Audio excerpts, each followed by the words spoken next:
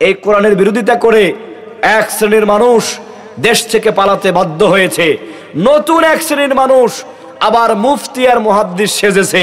তারা বলে কোরআনের সাথে রাজনীতির কোনো সম্পর্ক নাই। বলেছে না বলে নাই? কোরআনের সাথে রাজনীতির সম্পর্ক নাই নয়, বরং কোরআন ছাড়া কোনো রাজনীতিই নাই, ঠিক কিনা?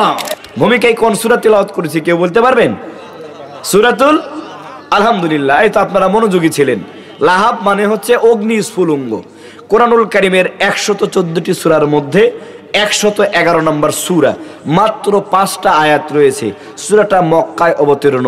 লাহাব নাম, আরেকটা নাম হচ্ছে সূরাতুল মাসাদ। আর এই লাহাব শব্দের অর্থ হচ্ছে অগ্নি স্ফুলিঙ্গ। এখানে 81টা হরফ রয়েছে। এখন আমি আপনাদেরকে জিজ্ঞাসা করতে চাই, সূরার নাম কি? সবাই বলেন। সূরার নাম কয়টা আয়াত রয়েছে? এটা কত নম্বর সূরা? 111। কোথায় অবতীর্ণ হয়েছে? লাহাব অর্থ কি?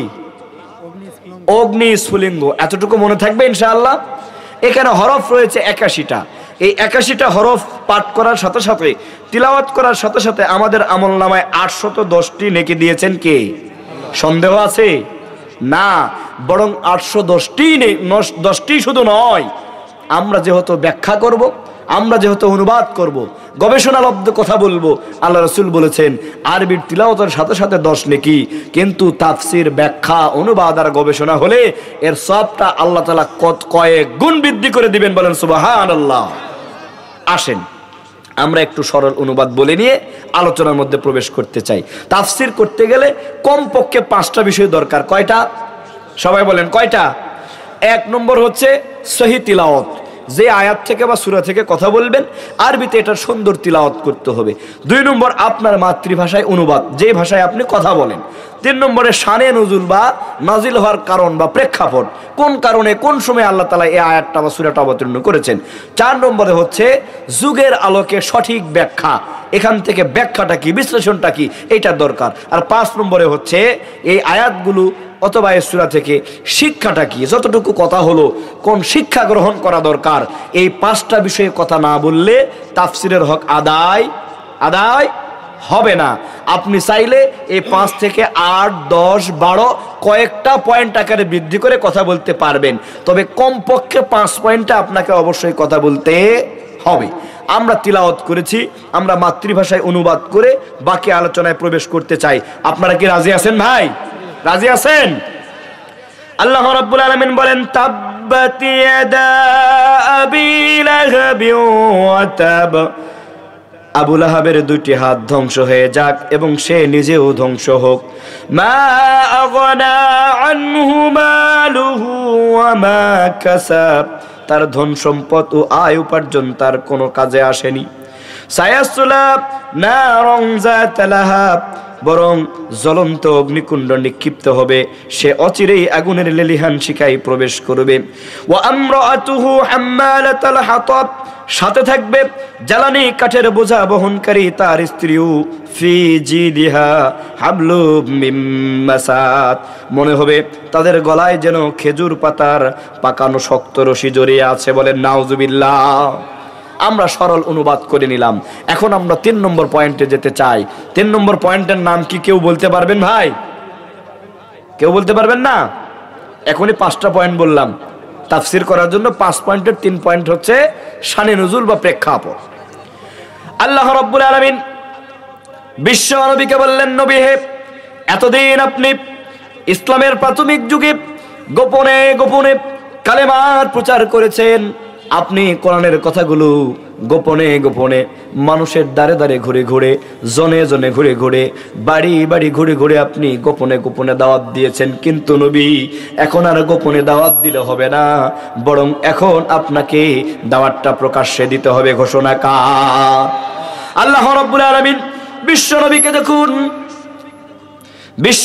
যখন আল্লাহ রাব্বুল আলামিন গোপন থেকে প্রকাশ্যে দাওয়াতের ঘোষণা দিয়ে দিলেন, বিশ্ব নবী তখন তৎকালীন যুগের সর্বোচ্চ মিডিয়া ব্যবহার করে বুখারী শরীফের 4770 নম্বর হাদিসে বর্ণনা করা হচ্ছে, বিশ্ব নবী ওই সময়ের সবচাইতে বড়, সবচাইতে উত্তম মিডিয়া, সবচাইতে যুগোপযোগী ওই সময়ের জন্য প্রচার মাধ্যম যেটা ছিল, পাহাড়ের চূড়ার মধ্যে উঠত, লাল কাপড়টা উঁচিয়ে উঁচিয়ে প্রত্যেককে দেখানোর চেষ্টা করত, আর নিজের কণ্ঠ দিয়ে চিৎকার করে করে মানুষদেরকে আহ্বান করতে। বলেন আল্লাহু আকবার।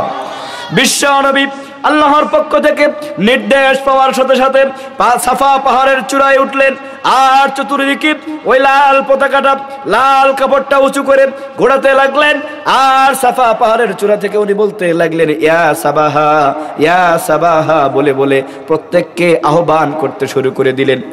বিশ্ব নবী যখন কুরাইশের প্রত্যেক গোত্রের নাম ধরে ধরে ডাকা শুরু করে দিলেন, আল্লাহ নবী যখন ডাকলেন, লোকজনগুলো, জনপদের মানুষগুলো দলে দলে পাহাড়ের পদদেশে এসে একত্রিত হয়ে লাগলো। এমনকি বর্ণনা করা হয়েছে তাফসিরে, যেই লোকগুলো আসতে পারলো না কোনো না কোনো কারণে, ওই লোকগুলো তাদের পক্ষ থেকে একটা প্রতিনিধি পাঠিয়ে দিল। বলেন সুবহানাল্লাহ। বিশ্ব নবীর ডাকে প্রত্যেক গোত্রের সেনাপতিরা, অধিপতিরা, নেতৃত্ব স্থানীয় লোকেরা আর যত সাধারণ মানুষ ছিলেন, মোটামুটি সব লোকগুলো পাহাড়ের চূড়ায় এসে একত্রিত হতে লাগলেন। আর যারা আসতে পারলো না তাদের পক্ষ থেকে কোনো না কোনো প্রতিনিধি পাঠিয়ে দিলেন। প্রত্যেকে যখন পাহাড়ের নিচে এসে একত্রিত হলেন, আল্লাহর নবী সবাইকে উদ্দেশ্য করে জিজ্ঞাসা করলেন।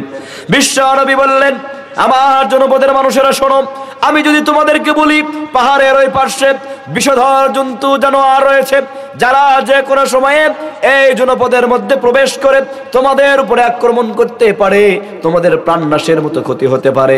বিষধর জন্তু হওয়ার কারণে আক্রমণ করলে তোমরা ক্ষতিগ্রস্ত হয়ে যেতে পারে। তোমরা কি আমার এই কথাটা বিশ্বাস করো? আল্লাহ নবী যখন এই কথা বললেন, উপস্থিত লোকজনগুলো এক বাক্যে সবাই সাক্ষী দিলেন, মুহাম্মদ তুমি তো আল আমিন, তুমি তো আস-সাদিক, তুমি যা বলবা সেটাই ঠিক। জোরে বলেন আল্লাহু আকবার। বিশ্ব নবী আবার বললেন, শোনো জনপদের মানুষেরা, যারা এখানে একত্রিত হয়েছ, কান খাড়া করে শোনো। আমি যদি বলি পাহাড়ের ওই পাশে একদল অস্ত্রে শস্ত্রে সজ্জিত সৈন্য বাহিনী রয়েছে, যারা একদম রেডি হয়ে আছে, যে কোনো সময়ে এই জনপদের মধ্যে আক্রমণ করে যুদ্ধ বিগ্রহ শুরু করে দিতে পারে, তোমরা কি আমার কথাটা বিশ্বাস করো? বিশ্ব নবী যখন এই কথা আবার বললেন, উপস্থিত জনগণ, জনপদের মানুষেরা প্রত্যেকেই বলল, মুহাম্মদ তুমি তো আল আমিন, তুমি তো আস-সাদিক, তুমি যা বলবা ওইটাই ঠিক। বলেন আল্লাহু আকবার। তুমি যদি বলো জনপদের ওই পাশে বিষধর প্রাণী রয়েছে, সেটাই ঠিক। আর যদি তুমি বলো ওই পাশে অস্ত্রে শস্ত্রে সজ্জিত সৈন্যবাহিনী রয়েছে, যারা আক্রমণ করে আমাদের সাথে যুদ্ধ করতে পারে, তুমি যেটা বলবা ওইটাই ঠিক। বিশ্ব নবী যখন এই কথাটা বললেন, উপস্থিত জনগণ যখন তার কথাই সায় দিল, তাকে যখন বিশ্বাস করে বলতে লাগলো, তুমি যেটা বলবা ওটাই ঠিক। বিশ্ব নবী বললেন, শোনো মানুষেরা, পাহাড়ের ওই পাশে বিষধর সাপ জন্তু পোকামাকড় থাকার কারণে তোমাদের যে ক্ষতি হতে পারে, অস্ত্রে শস্ত্রে সজ্জিত সৈন্য বাহিনী থাকার পরে যুদ্ধ শুরু হয়ে গেলে তোমাদের যেই ক্ষতি হতে পারে, তার চাইতে লক্ষ কোটি গুণ বড় ক্ষতির হাত থেকে আমি তোমাদেরকে বাঁচাতে চাই। বলেন আল্লাহু আকবার। বিশ্ব নবী বললেন, ওই জন্তু জানোয়ার পোকামাকড় আর বিষধর সাপ থাকার কারণে আক্রমণ করলে যেই ক্ষতি হবে, আর অস্ত্র শস্ত্র সজ্জিত সৈন্যবাহিনী আক্রমণ করে যুদ্ধ শুরু হলে যেই ক্ষতি হবে, তার চাইতে লক্ষ কোটি গুণ বড় বিপদ আর ক্ষতির হাত থেকে আমি তোমাদেরকে বাঁচাতে চাই। এই দুনিয়ার জীবনটা যখন শেষ হয়ে যাবে, পরকালীন জিন্দেগিতে যখন প্রবেশ করে যাবে, ওই জাহান্নাম নামক কঠিন যেই জায়গাটা থাকবে, পাকড়াও করে যখন তোমাদেরকে জাহান্নামে নিক্ষেপ করা হবে, এই বিষধর সাপ জন্তু পোকামাকড় আর অস্ত্রে শস্ত্রে সজ্জিত সৈন্যবাহিনী আক্রমণ করলে যা ক্ষতি হবে, তার চাইতে লক্ষ কোটি গুণ ক্ষতি হবে ওই জাহান্নামের মধ্যে গেলে। বলেন নাউজুবিল্লাহ। আল্লাহ নবী বললেন, শোনো, আমি তোমাদেরকে ওই জাহান্নাম থেকে বাঁচাতে চাই, তোমাদেরকে ওই স্থায়ী বিপদ থেকে বাঁচাতে চাই। এই ছোট্ট বিপদ নয়, বরং তোমাদের জন্য যেই ভয়ঙ্কর বিপদ অপেক্ষা করছে, ওই কঠিন বিপদ থেকে আমি তোমাদেরকে বাঁচাতে চাই।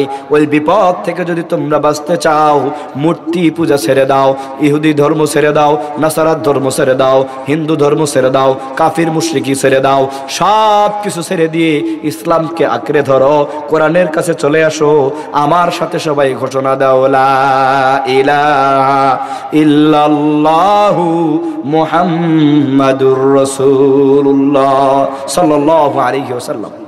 বিশ্বনবী যখন এই ঘোষণা দিলেন, দুইটা বর্ণনা, উপস্থিত অধিকাংশ লোক, বেশ কিছু লোকজন আল্লাহর নবীর এই কথায় সায় দিয়ে ইসলাম গ্রহণ করলেন, বলেন আল্লাহু আকবার।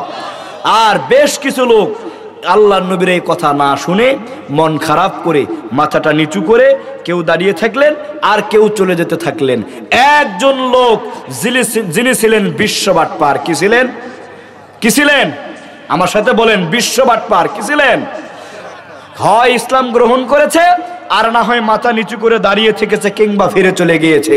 কিন্তু একজন লোক যিনি ছিলেন বিশ্ববাটপার, নাম তার আবুল আহাব। কি নাম? এই লোকটার নাম ছিল মূলত আব্দুল উজ্জা। এই আব্দুল উজ্জা নামক ব্যক্তি ডাক নাম হিসাবে আবুল আহাব নামেই বেশি পরিচিত।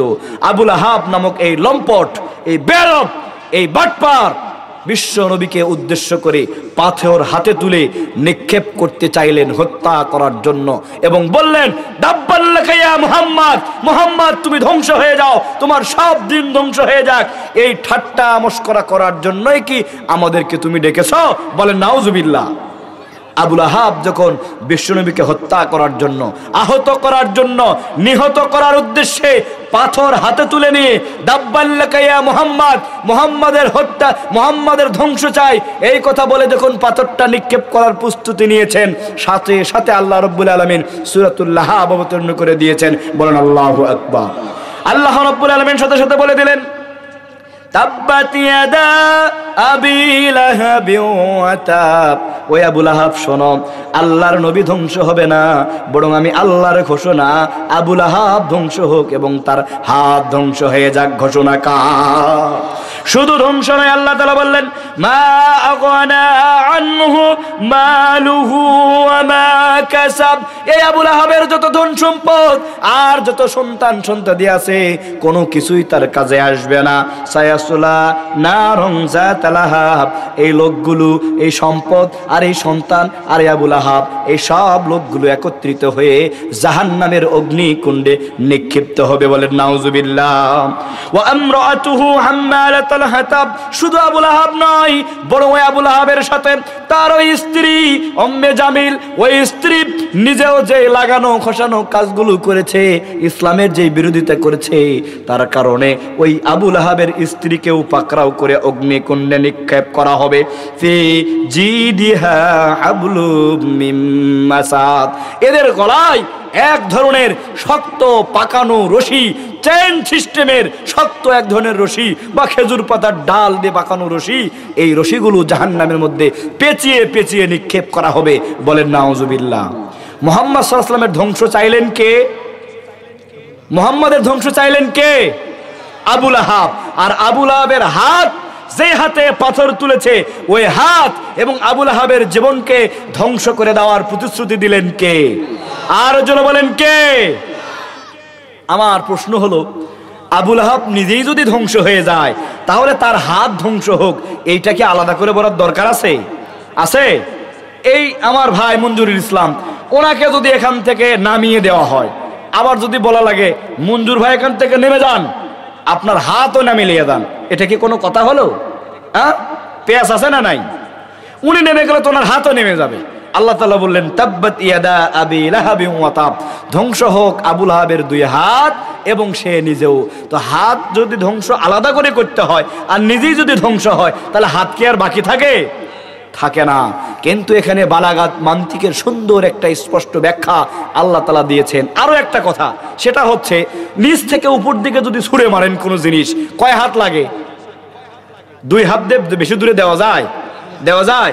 কিন্তু এক হাতে যখন ছুঁড়ে মারা হয়, অনেক দূরে দেওয়া যায় না?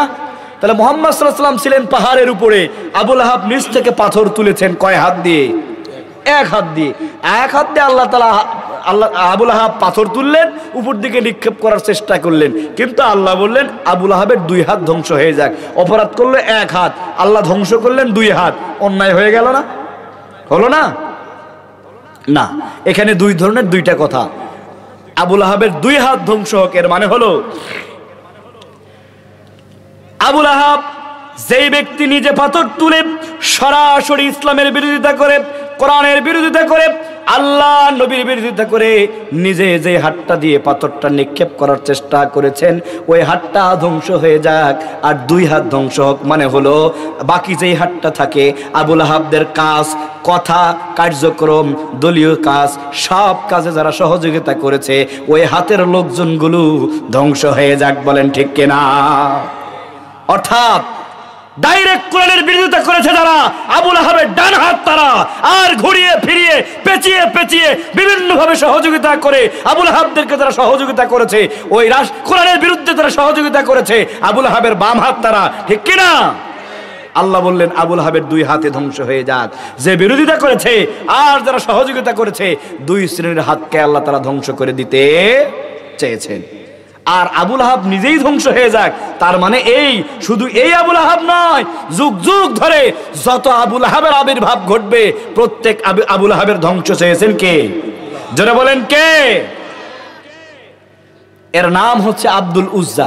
আজকের আলোচনার বিষয় হচ্ছে আবুল আহাব কে ছিলেন, তার পরিচয় কি, তার কাজ কি ছিল, বর্তমান সময়েও আবুল আহাব মার্কা লোক আছে না নাই, এটা আমরা আলোচনা করতে চাই। আপনারা শুনতে কি রাজি আছেন ভাই? নারে তাকবীর, নারে তাকবীর।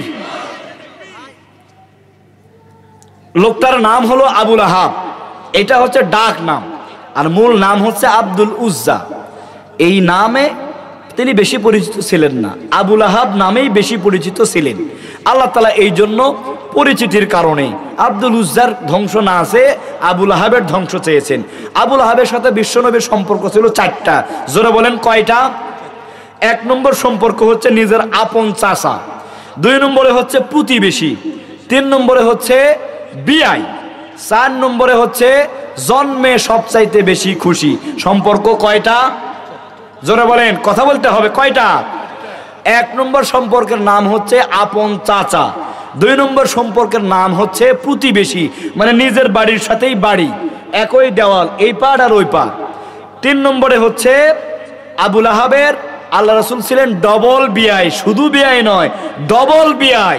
আবুল আহাবের দুই পুত্র উতবা এবং উতাইবার সাথে আল্লাহ নবীর দুই কন্যা উম্মে কুলসুম এবং উম্মে রুকাইয়া দুইজনকে বিয়ে দিয়েছিলেন। বলেন আল্লাহু আকবার।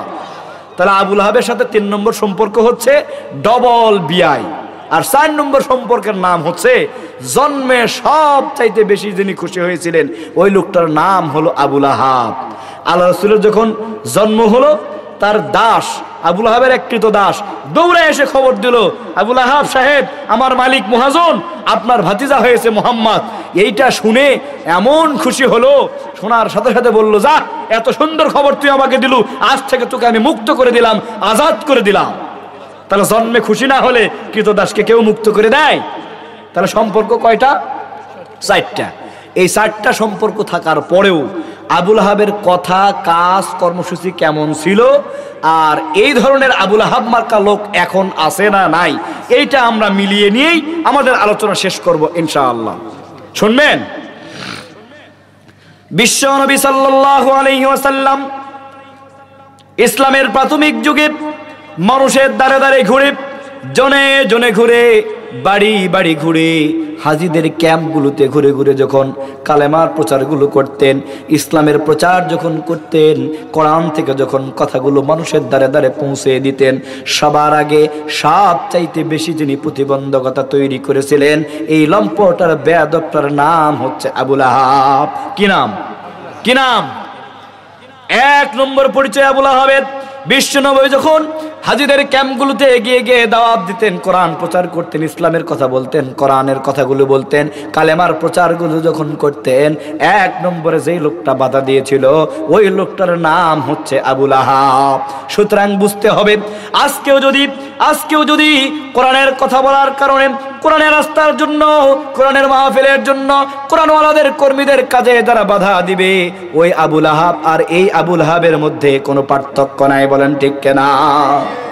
আবুল আহাবের 1 নম্বর পরিচয় হচ্ছে আল্লাহর নবী যখন কোরআনের দাওয়াত দিতেন, ইসলাম প্রচার করতেন, কালেমার বাণীগুলো যখন মানুষের দ্বারা দ্বারে পৌঁছায় দিতেন, সবার আগে 1 নম্বরে যেই লোকটা বাধা দিয়েছে, 1 নম্বর কাজ করেছে যিনি, আবুল আহাব তার নাম। সুতরাং আজকেও যারা কোরআনের মাহফিল বন্ধ করে, কোরআনের কথা যারা বন্ধ করতে চায়, আলেমদের রাস্তা যারা বন্ধ করে, কোরআনের কর্মীদের কথাগুলো বন্ধ করে দিয়ে কোরআনের মাহফিলে তারা 140 ধারা জারি করে, এই যুগের তারা সাপ চাইতে বড় আবুল আহাব। জোরে বলেন ঠিক কিনা?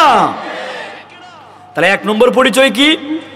আবুল আহাবের কাজ ছিল কোরআন থেকে যেখানে কথা হইতো, কোরআনের যেখানে প্রচার হইতো, কোরআনের যেখানে দাওয়াত হইতো, আবুল আহাব ওই জায়গায় গিয়ে বাধা দিয়ে প্রতিবন্ধকতা তৈরি করে কোরআনের সেই কথাগুলো বন্ধ করতেন। এখনো কেউ যদি ডানে বামে আশেপাশে যেখানেই বসে থাক, যেই রাজনৈতিক দলের নেতা কর্মী হোক, যেভাবেই জীবনযাপন করুক, ক্ষমতায় থাকুক আর নির্যাতিত হোক, কেউ যদি কোরআনকে বন্ধ করার চেষ্টা করে, কোরআনের মাহফিল বন্ধ করার চেষ্টা করে, কোরআন ওয়ালাদের উপরে অত্যাচার করে, জুলুম করে, এই লোকটার বৈশিষ্ট্য আর আবুল আহাবের 1 নম্বর বৈশিষ্ট্যের সাথে কোনো পার্থক্য আছে ভাই? আছে? তাহলে বুঝতে হবে, কোরআন যারা বন্ধ করে, কোরআনকে যারা বন্ধ করতে চায়, ওই আবুল আহাবের যেমন কাজ ছিল কোরআন বন্ধ করা, এখনো যারা কোরআন বন্ধ করবে এরাও ওই আবুল আহাবের রক্ত, পিণ্ড আর মাংসতে করা। ঠিক কিনা? আবুল আহাবের 2 নম্বর বৈশিষ্ট্য আর 2 নম্বর কাজ হলো, বিশ্ব নবীর সন্তান আব্দুল্লাহ যখন ইন্তেকাল করলেন, সবার আগে যেই লোকটা অপপ্রচার আর তথ্য সন্ত্রাসী চালিয়েছে, এই লোকটার নাম হলো আবুল আহাব। আল্লাহর নবীর সন্তান যখন মারা গেল, মানুষের দ্বারে দ্বারে গিয়ে আবুল আহাব বলে, মুহাম্মদ নির্বংশ, মুহাম্মদ লেস কাটা, মুহাম্মাদের শিকড় কেটে গিয়েছে, আগামী দিনে মুহাম্মাদের নেতৃত্ব মানার জন্য কেউ থাকবে না। সবার আগে এই অপপ্রচার আর তথ্য সন্ত্রাসী করেছিলেন যিনি, আবুল আহাব তিনি। জোরে বলেন ঠিক কিনা?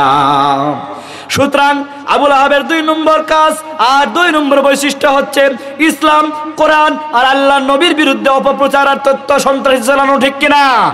আজকেও যারা টিভি, টেলিভিশন, পত্রিকার মিডিয়ায় বসে, টকশোতে বসে, পত্রিকায় লেখালেখি করে, ইউটিউব, ফেসবুক, ইন্টারনেটের মাধ্যমে রাতের অন্ধকারে আর বিভিন্ন সময়ে ইসলামের বিরুদ্ধে, আলেমদের বিরুদ্ধে, কোরআনের বিরুদ্ধে, আল্লাহর নবীর বিরুদ্ধে অপপ্রচার আর তথ্য সন্ত্রাসী চালায় যারা, এই সমাজের 2 নম্বর আবুল আহাব তারা। ঠিক কিনা?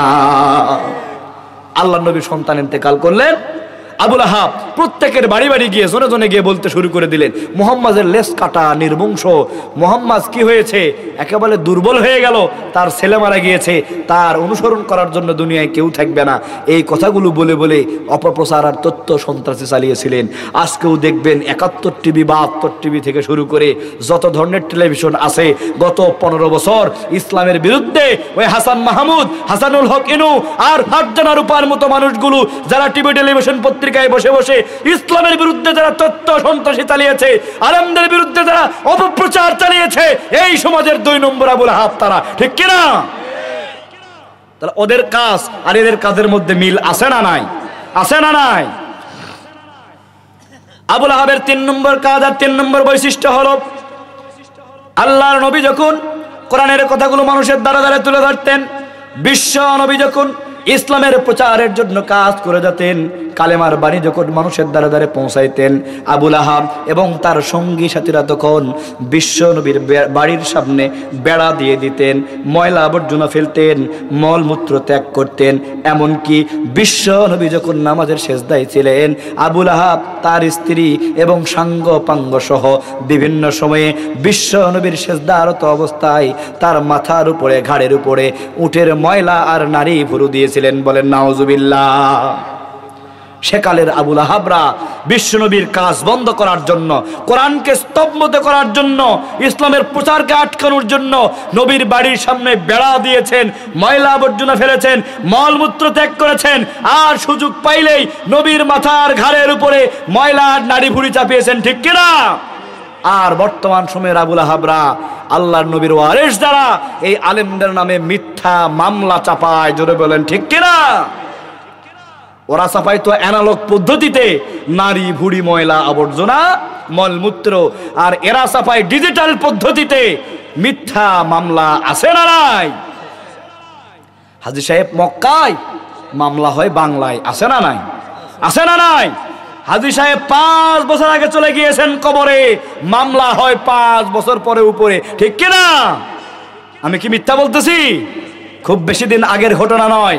শহীদ আল্লামা দেলাওয়ার হোসেন সাঈদী, যেদিন এই জালেম সরকার আল্লামা সাঈদীকে বিষ প্রয়োগ করার মাধ্যমে ইনজেকশন পুশ করে অন্ধকার ওই রুমের মধ্যে হসপিটালের মধ্যে হত্যা করে ফেললেন, ইকামত দিনের কর্মীরা সারা দেশে গায়েবানা জানাজার আয়োজন করেছে না করে নাই? এই গায়েবানা জানাজাকে কেন্দ্র করে প্রত্যেকটি উপজেলায় স্বৈরাচার জালেম সরকার মিথ্যা মামলা দিয়েছে, ঠিক কিনা? এই মামলায় আপনাদের এই বগুড়ার কাহালু উপজেলায়, পাশের উপজেলা কাহালু উপজেলায় যে কয়েকজনকে মামলার আসামি করেছে, এই মামলায় একটা নাম ছিল যার নাম হচ্ছে আবু হানজালা। এই মামলা হওয়ার, সংগঠিত হওয়ার 1.5 বছর আগে আমার পাইকরের সেই হানজালা ভাই ইন্তেকাল করেছে। ইন্তেকাল করা মৃত এই মানুষের নামে এই স্বৈরাচার, এই লম্পট, এই বেয়াদব আর এই নব্য আবুল হাবরা মিথ্যা মামলা চাপিয়েছে, ঠিক কিনা? ওনাদের কথা আর কি বলবো, নিজের কথাই বলি। 2013 সালে 31শে জানুয়ারি এই স্বৈরাচারের বিরুদ্ধে লড়াই করতে গিয়ে আব্দুল কাদের মোল্লার বিরুদ্ধে যখন অবৈধভাবে লড়াই ঘোষণা করলো, সারা দেশে জামাত ইসলাম হরতাল অবরোধ দিল, এই আন্দোলনে অংশগ্রহণ করতে গিয়ে বগুড়ার শহীদ আবু রুহানিকে যখন আঘাত করে ছাত্রলীগের যুবলীগের গুন্ডা পান্ডারা যখন তাকে শহীদ করে দিলেন, এর প্রতিবাদে যখন আমরা লড়াই করছিলাম, মিছিল করছিলাম বগুড়ার রাজপথে, জামিলনগরের এই মোড়ে, ওই স্বৈরাচার জালিমের র্যাবের AK-47 একটি চায়না বুলেট আমার পায়ে এসে গুলিবিদ্ধ হলো, জায়গায় পড়ে গেলাম। সংগঠনের ভাইয়েরা একটু তুলে নিয়ে চিকিৎসা করার জন্য শহীদ জিয়াউর রহমান মেডিকেল কলেজে হসপিটালে ভর্তি করালো। হুঁশ ফেরার পরে দেখলাম হসপিটালে, এরপরে দেখলাম মামলা হয়ে গেল, আমাদের ভাইয়েরাই মরে গেল, অথচ আমাদের নামে মামলা দিল। সেখান থেকে গেলাম জেলখানায়, থাকলাম 58 দিন। 3রা মার্চে থানা ভাঙ্গা থেকে শুরু করে সাইদি হুজুরকে সাথে দেখা কেন্দ্রিক যতগুলো মামলা দুপচাচিয়া থানায় হলো, আমার নামে তারা সবগুলো মামলা শিবিরের সভাপতি হিসাবে লিখে দিল। নাউজুবিল্লাহ। আমি ছিলাম কোথায়? জেলখানার মধ্যে আসি, এরপরও পুরা পা ব্যান্ডেজ করা, অথচ ঘটনা বাইরে ঘটলো। যা ঘটুক আর যারাই করুক, সবগুলো মামলায় সুন্দর করে আমার নামটা লিখে দিল। তাহলে মিথ্যা মামলা আছে না নাই? আছে না নাই? আল্লাহর নবী যখন কোরআনের দাওয়াত দিতেন, ইসলামের কথাগুলো যখন তুলে ধরতেন, কালেমার প্রচার যখন করতেন, ওই কালের আবুল হাবরা ময়লা আবর্জনা আর মলমূত্র নারী ভুড়ি বিশ্বনবীর উপরে চাপাই দিত। আর ডিজিটাল পদ্ধতিতে এই কালের আবুল হাবরা আল্লাহ নবীর ওয়ারিস আলেমদের নামে, ইকামত দিনের কর্মীদের নামে মিথ্যা মামলা চাপিয়ে দেয়। জোরে বলেন ঠিক কিনা? তাহলে বুঝতে হবে ওই আবুল আহাব আর এই আবুল আহাবদের মধ্যে কোনো পার্থক্য আছে? কয় নম্বর গেল? 3 নম্বর বৈশিষ্ট্য গেল। 4 নম্বরের বৈশিষ্ট্য হলো, ওই আবুল আহাবের বৈশিষ্ট্য ছিল বিশ্ব নবীকে যখন শাহ আবু তালেবের মধ্যে বন্দী করা হলো এবং মাঝে মাঝে যখন জুলুমান নির্যাতন করা হয়, এমন পরিস্থিতি তৈরি হতো বিশ্ব নবী এবং তার প্রতিবেশীদের কাছে, তার সাহাবীদের সাথে যে খাবারগুলো থাকতো, এই খাবারগুলো ফুরিয়ে যেত। আবুল আহাব তখন কি করত? স্থানীয় ব্যবসায়ী যারা ছিল এই সবাইকে জিম্মি করে দিত, কেউ যাতে বিশ্ব নবীর কাছে খাবার বিক্রি করতে পারত না। এমনকি বিদেশ থেকে বাণিজ্য কাফেলা যারা আসতো খাবার বিক্রি করার জন্য, বেচা কেনা করার জন্য যারা আসতো, আবুল আহাব তাদেরকে টোপ দিয়ে লোভ দেখিয়ে নিজের সীমানার মধ্যে আর প্রাচীর মধ্যে প্রবেশ করে নিত। এরপরে তাদেরকে জিজ্ঞাসা করতো, তোমার এই মালের দাম কত? বলতো এত টাকা। বলতো তার চাইতে 5 গুণ বাড়িয়ে দিব, আমি কিনে নিব, আমার কাছে আসো। এই ধরনের লোভ দেখিয়ে, টোপ দেখে নিজের সীমানার মধ্যে, আয়ত্তের মধ্যে আবুল আহাব নিয়ে নিত। আর বিশ্ব নবীর কাছে, তার সাহাবী এবং প্রতিবেশীর কাছে খাবারগুলো বিক্রি করতে দিত না। এই জিম্মি করে নিয়ে আবুল আহাব সবগুলো খাবারগুলো কিনে নিয়ে, বাণিজ্যের সম্পদগুলো অল্প দামে কিনে নিয়ে জনগণকে জিম্মি করে, বিদেশি পর্যটন যারা আসতো, বাণিজ্য করার জন্য যারা আসতো, ওদেরকে জিম্মি করে নিজের সীমানায় ঢুকে নিয়ে বেশি দামের জিনিস জিম্মি করে, বাধ্য করে, পিস্তল ঠেকিয়ে অল্প দামে কিনে নিয়ে ওদেরকে বিতাড়িত করে দিত। বলেন ঠিক কিনা? ওদেরকে যখন বিতাড়িত করে দিত অল্প দামে কিনে নিয়ে, এরপর আবুল আহাব কি করত? রাতের অন্ধকারে যেটা 10 টাকা করে কিনে নিয়েছিল, পরের দিন সকালে ঘোষণা করে দিল এটার দাম 100 টাকা। কত টাকা? আগের দিন ক্ষমতার লোভে, ক্ষমতার পাওয়ার দিয়ে, শক্তি দেখিয়ে জিম্মি করে দুর্বলদেরকে খাদ্য বিক্রি করতে দিত না। বিদেশ থেকেও যারা আসলো ওদেরকেও ধরে নিয়ে এসে লোভ দেখে বেশি দাম দেওয়ার কথার নাম দিয়ে নিজের সীমানার মধ্যে নিয়ে পিস্তল ঠেকিয়ে জোর করে বাধ্য করে অল্প দামে কিনে নিয়ে ওদেরকে বিতাড়িত করে দিত। আর পরের দিন সকালবেলা ঘোষণা করত যে জিনিসের দাম 10 টাকা ছিল এই জিনিসের দাম আজ সকাল থেকে 100 টাকা হয়ে গেল। ঠিক কিনা?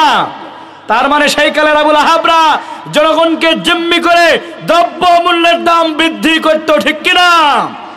আজকেও যারা রাতের অন্ধকারে এক রাতের বিনিময়ে 80 টাকার পেট্রোলকে 150 টাকায় নিয়ে যায়, 60 টাকার চিনিকে 120 টাকায় নিয়ে যায়, 5 টাকার ডিমকে 16 টাকায় নিয়ে যায়, 20 টাকা 30 টাকার কাঁচামরিচকে যারা 300 টাকা নিয়ে গিয়ে জনগণকে জিম্মি করে, বুঝতে হবে ওই কালের আবুল আহাব আর এই কালের আবুল আহাবের মধ্যে কোনো পার্থক্য আছে?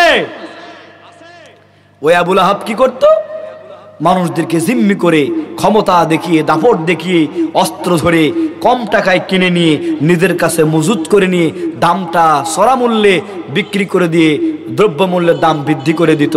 এই কালেও যারা এই দ্রব্যমূল্যকে সিন্ডিকেট তৈরি করে নিজেদের কাছে কিনে নিয়ে এক রাতের ব্যবধানে ডাবল আর ট্রিপল করে দাম বৃদ্ধি করে দেয়, বুঝতে হবে ওই কালের আবুল আহাব আর এই কালের আবুল আহাবের মধ্যে কোনো পার্থক্য আছে? কয়টা গেল? সবাই কথা বলেন, কয়টা গেল? 4 নম্বরটা গেল। আবুল আহাবের 5 নম্বর বৈশিষ্ট্য আর কাজ হচ্ছে, এ আবুল আহাব কি করত? বিশ্ব নবী সাল্লাল্লাহু আলাইহি সাল্লামকে জিজ্ঞাসা করলো, মুহাম্মদ ও আমার ভাতিজা শোনো, আমি যদি ইসলাম গ্রহণ করি আমার জন্য কি কি লাভ আছে? এখনো এরকম কিছু লোক সমাজে আছে না নাই? আমি যদি নামাজ পড়ি আমার কি লাভ হবে? আমি যদি ইকামতের দিনের কর্মী হই আমার কি লাভ হবে? আমি তাবলিগে গেলে আমার কি লাভ হবে?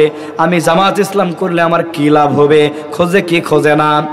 আবুল আহাব বিশ্ব নবীকে জিজ্ঞাসা করলো, ভাতিজা শোনো, মুহাম্মদ শোনো, আমি যদি ইসলাম গ্রহণ করি, তোমার দলের যদি অংশগ্রহণ করি, কালেমাটা যদি গ্রহণ করে ফেলি, তাহলে আমার কি ধরনের লাভ হবে? আল্লাহর নবী উত্তর দিলেন, চাচা তোমার আলাদা কোনো লাভ নেই, বরং আমরা যারা ইসলাম গ্রহণ করেছি আমাদের যেভাবে যা লাভ হবে, যে উপকার হবে আপনার জন্য তাই হবে। বলেন ঠিক কিনা?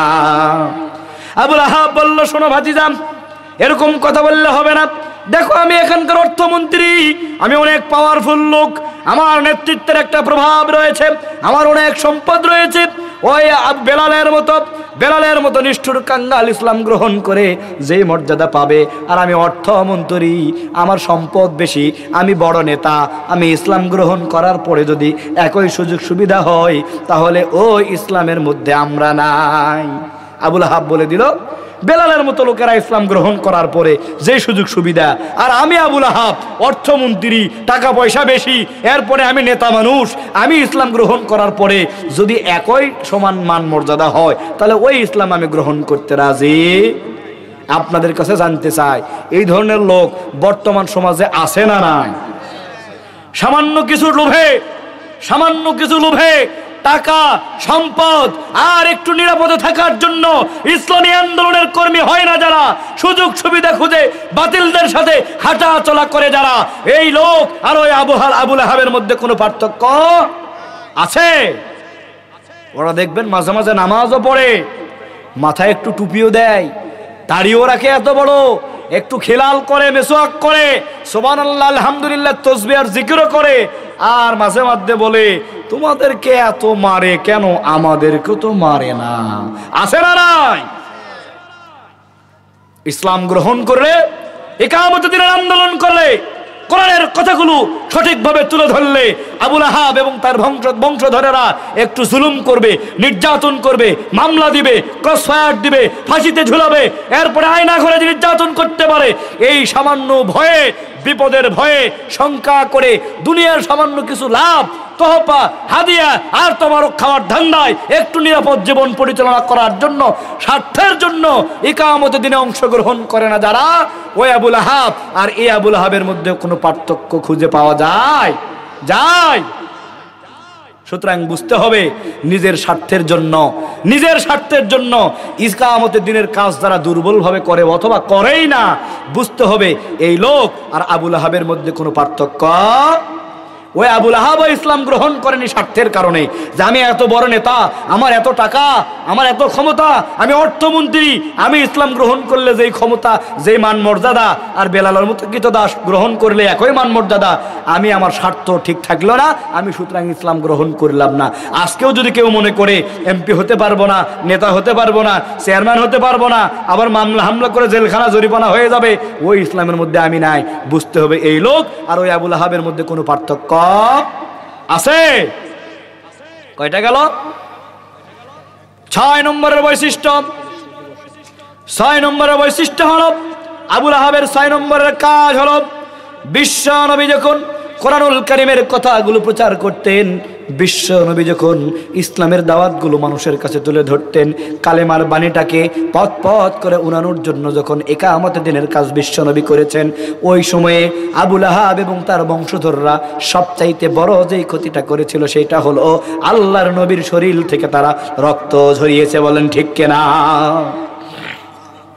তায়েফের ময়দানে যখন কালেমার দাওয়াত দিয়েছেন বিশ্ব নবী, যুবকদেরকে লেলিয়ে দিয়ে আবুল আহাব এবং তার বংশধররা বিশ্ব নবীকে এমন ভাবে আহত করেছেন, রক্তাক্ত করেছেন, আল্লাহর নবীর শরীরটা ফেটে গিয়ে রক্তগুলো গড়িয়ে গিয়ে গিয়ে পায়ের জুতা আর পায়ের তালুর মধ্যে জমাট বেঁধে গেল। বিশ্ব নবী যখন উহুদের ময়দানে, জিহাদের ময়দানে যখন লড়াই করলেন, লোহার অস্ত্রটা এসে হেলমেটটা ভেঙে গিয়ে মাথার মধ্যে ঢুকে গেল, আহত হলেন। এরপরে বিশ্ব নবী জিহাদের ময়দানে যখন নেতৃত্ব দিলেন, লড়াই করলেন, সংগ্রাম করলেন, যখন ইসলামকে প্রতিষ্ঠা করার জন্য, ইসলামের প্রচারের জন্য যখন কাজ করলেন, জিহাদের ময়দানে আল্লাহর নবীর দাঁত মোবারকটা শহীদ করে দিল যারা, ওই আবুল আহাব এবং তার বংশধরদের 6 নম্বর কাজ এবং বৈশিষ্ট্য ছিল আল্লাহর নবীর শরীর থেকে তারা বারবার রক্ত ঝরিয়েছে। বলেন ঠিক কিনা? আল্লাহর নবী এখন আমাদের মাঝে নেই, কিন্তু আল্লাহর নবী বলেছেন আল উলামা ওয়ারাসাতুল আম্বিয়া, আমার ওয়ারিস হলো আলেমরা। এখন বর্তমান সময়ে যারা নেতৃত্ব থাকে, কর্তৃত্ব আর ক্ষমতা নিয়ে যারা আছে, এই শ্রেণীর মানুষদের মধ্যে যারা আল্লাহর নবীর আলেম, আল্লাহর নবীর ওয়ারিস, আলেমদের শরীর থেকে রক্ত ছড়ায় যারা, ওই সময়ের আবুল আহাব আর এই সময়ের আবুল আহাবের মধ্যে কোনো পার্থক্য চলে না। বলেন ঠিক কিনা? আবুল আহাবের 6 নম্বর বৈশিষ্ট্য এবং কাজ ছিল আল্লাহর নবীর শরীর থেকে বারবার রক্ত ঝরিয়েছে। বর্তমান সমাজে আল্লাহর নবীর ওয়ারিস আলেমদের শরীর থেকে, ইকামতের দিনের কর্মী আর নেতাদের শরীর থেকে রক্ত ঝরায় যারা, এই শ্রেণীর, এই সমাজের টাটকা 6 নম্বরের আবুল আহাব তারা। ঠিক কিনা? তাহলে মিল আছে না নাই? মিল আছে না নাই? এই আবুল আহাবদের থেকে যদি আমরা সতর্ক হতে না পারি, আমাদেরকে কোনো গতি খুঁজে পাওয়া যাবে? আল্লাহ রাব্বুল আলামিন এই জন্যই বললেন তাব্বাত ইয়াদা আবি লাহাবি ওয়া তাব। আল্লাহর নবী শুনুন, যে আবুল আহাব আপনার ধ্বংস চেয়েছে, আপনার কোনো ধ্বংস হবে না, বরং আমি আল্লাহর ঘোষণা, আবুল আহাবের 2 হাত ধ্বংস হয়ে যাবে এবং আবুল আহাব নিজেও ধ্বংস হয়ে যাবে। বলেন ঠিক কিনা? শুধু ওই আবুল আহাব নয়, শুধু ওই আবুল আহাব নয়, ওই আবুল আহাবের রক্ত, ওই আবুল আহাবের মাংস, ওই আবুল আহাবের বৈশিষ্ট্য যুগ যুগ ধরে ধারণ করে কোরআন আর ইসলামের বিরোধিতা করবে যারা, আল্লাহ বললেন ওই প্রত্যেক জামানার সব টাটকা আবুল আহাবের হাত এবং ওই আবুল আহাবের ধ্বংস করার জন্য আমি সূরাতুল লাহাব অবতীর্ণ করে বলে দিলাম তাব্বাত ইয়াদা আবি লাহাবি ওয়া তাব। আবুল আহাব এবং তার হাত, তার বংশধর সব ধ্বংস হয়ে যাক। বলেন আল্লাহু আকবার। শুধু ধ্বংসই নয়, আল্লাহ তাআলা বললেন মা আগনা আনহু মালুহু ওয়া মা কাসাব। এই আবুল আহাবের কোনো সম্পদ আর কোনো সন্তান কোনো কিছুই কাজে আসবে না। ঠিক কিনা? ওই কালের আবুল আহাবের যত সম্পদ ছিল, কোনো সম্পদ কাজে লাগে নাই, কোনো সন্তানও তার কাজে লাগে নাই। এই আবুল আহাবের যখন বদর যুদ্ধের কিছু সময় পরে বসন্ত বা পক্স উঠে শরীরটা পচে গেল, কোনো সন্তান তাকে সহযোগিতা করে নাই, মাংসগুলো পচে পচে হাড্ডি থেকে খসে খসে পড়েছে, কুকুরে শিয়ালে খেয়েছে, কিন্তু এই আবুল আহাব তার সন্তানদের কাছ থেকে কোনো সহযোগিতা পায় নাই। আল্লাহ তাআলা এই জন্যই বললেন মা আগনা আনহু মালুহু ওয়া মা কাসাব। এই আবুল আহাবের সন্তান এবং সম্পদ কোনো কিছুই কাজে আসবে না। সুতরাং ওই আবুল আহাবের বৈশিষ্ট্য যারা ধারণ করবে, ওই আবুল আহাবের রেখে যাওয়া কাজ যারা করবে, কোরআনের বিরোধিতা যারা করবে, ইসলামের বিরুদ্ধে যারা অবস্থান করবে, যুগ যুগ ধরে এই সব আবুল আহাবের কোনো সন্তান এবং কোনো সম্পদ কাজে আসবে না। বলেন ঠিক কিনা? সাবেক অর্থমন্ত্রী আবুল মাল আব্দুল মুহিত চেনেন আপনারা? চেনেন? বুড়া বয়সে নেতাগিরি যখন চলে গেল, ক্ষমতা যখন চলে গেল, কোনো সন্তান তার খোঁজ খবর রাখে না, বেশ কিছুদিন বৃদ্ধাশ্রমেও রেখেছে, ঠিক কিনা? তাহলে এত ক্ষমতা, এত অর্থ। আবুল মাল আব্দুল মুহিত, নাম আবু মানে মাল, আবু মানে পিতা, আর মাল মানে সম্পদ।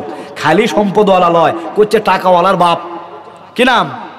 আবুল মাল, টাকাওয়ালার বাপ, টাকার বাপ। এই সম্পদশালী লোক, আল্লাহ বললেন মা আগুনা আইনহু মালুহু ওয়া মা কাসাব।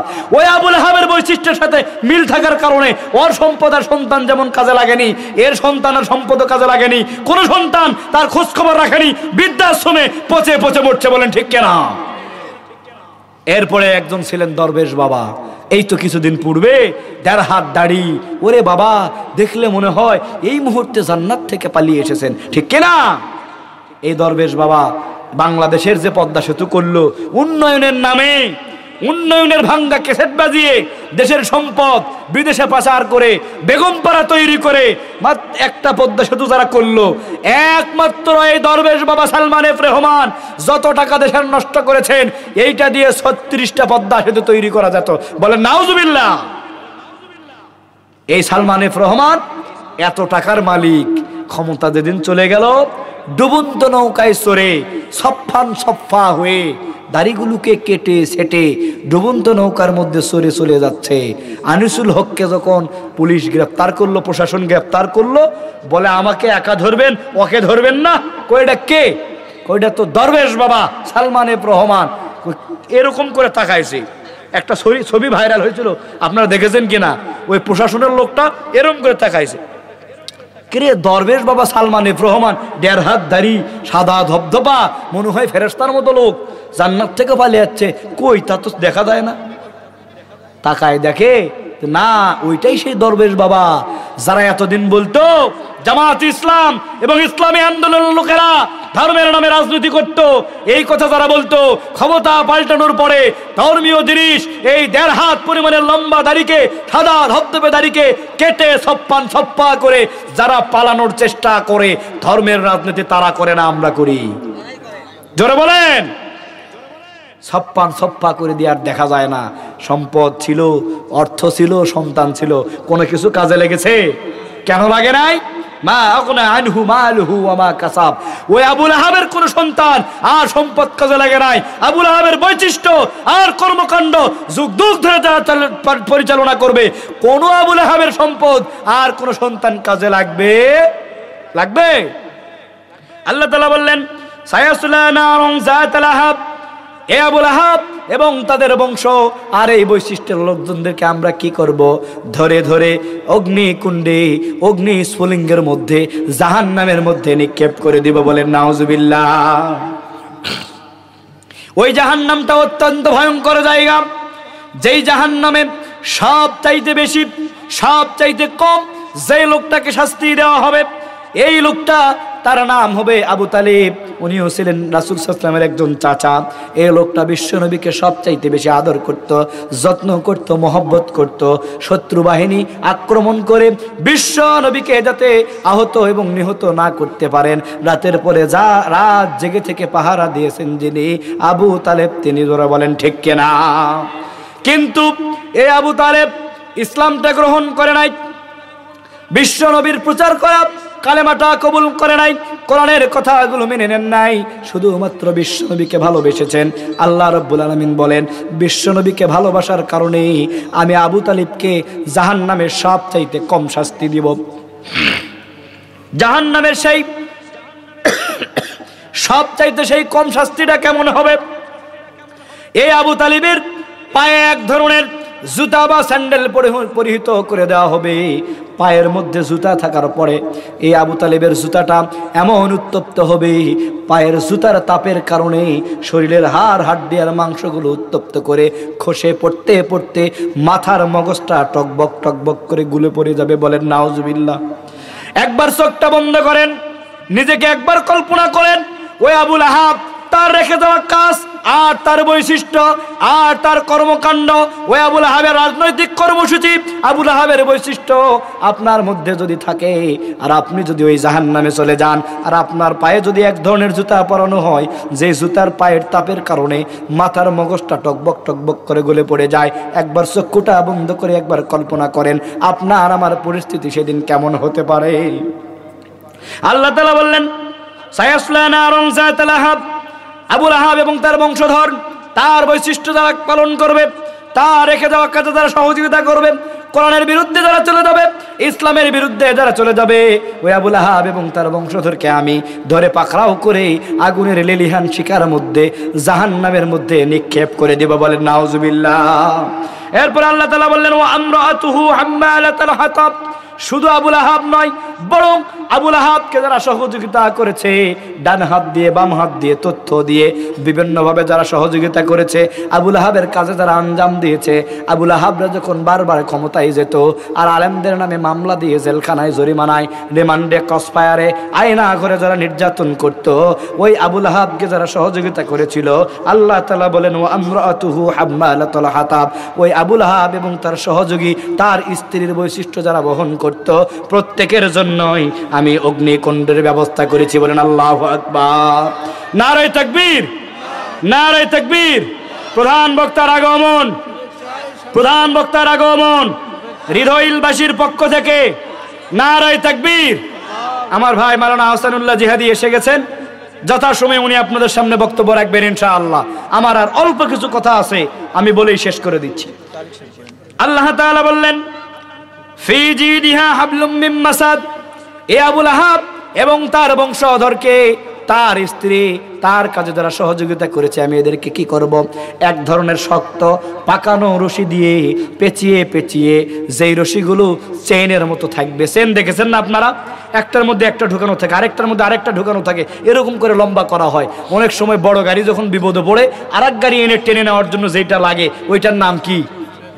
এই চেইন সিস্টেমের একটা বিষয় দিয়ে আল্লাহ তাআলা বললেন ফি জিদিহা হাবলুম মিন মাসাদ, আমি মাসাদ নামক, আমি হাবলুন নামক, রশি নামক একটা জিনিস পেঁচিয়ে পেঁচিয়ে একটা জিনিস দিয়ে, অস্ত্র দিয়ে পাকড়াও করে এদেরকে ধরে ধরে জাহান্নামের মধ্যে নিক্ষেপ করে দিব।